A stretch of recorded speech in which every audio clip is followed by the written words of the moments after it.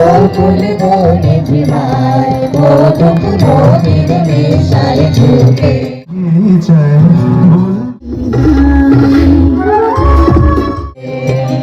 ফুল বনে জীবায়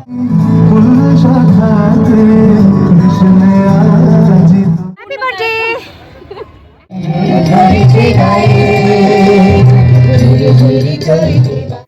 চলো চলো, আমি তো তৈরি হয়ে গেছি আর তোমাদেরকে সাথে নিয়ে আমার গন্তব্যস্থলে পৌঁছানো যাক। নমস্কার বন্ধুরা, কেমন আছো তোমরা সবাই? আশা করছি সকলে খুব খুব খুব ভালো আছো।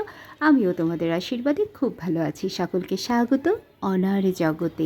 দিনটি ছিল কাজী নজরুল ইসলামের জন্মদিন এবং আমাদের নৃত্যাঞ্জলি একাডেমির ছানা চন্দ্রিকারও জন্মদিন ছিল।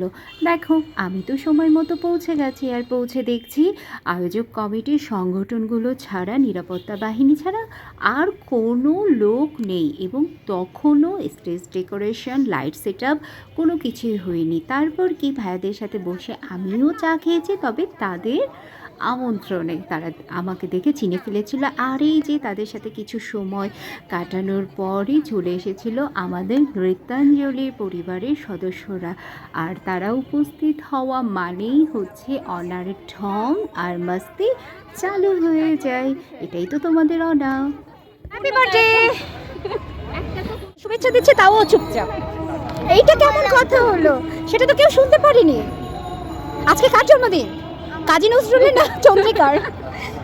এইটা কাজী নজরুলের নাতনি মেজো আপু, ওর খালামণি বলতেছে যে স্যারকে তোকে কাজী নজরুল ইসলাম সাজাচ্ছে। লাগছেও তাই? এই না, পুরো সেই কালকে যা বলেছে তাই লাগছে।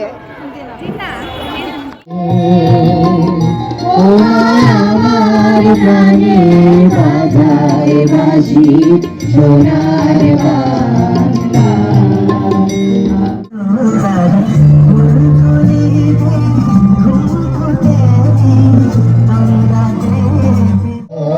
পলাশ জবা ছোটে মনের ধরে ধরেছে